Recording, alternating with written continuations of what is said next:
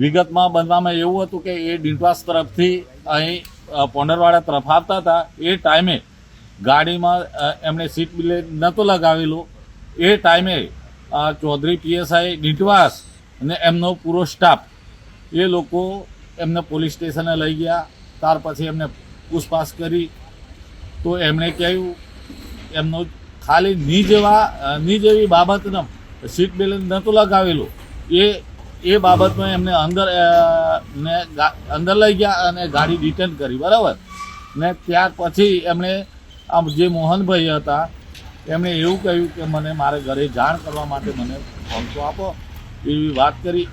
એના પરથી એમને બોલાચાલી, ફોન ઉપરની બોલાચાલીમાંથી એમને મોહનભાઈને આ રીતે ગંભીર રીતે ઢોર માર મારેલો છે. ને આ મોહનભાઈને ન્યાય ના મળે તો અમારો આખો સમાજ ઉગ્ર આંદોલન કરશે. ઘરની વીજળી સ્વયં બનાવવા આજે સે સોલારનો સંપર્ક કરો.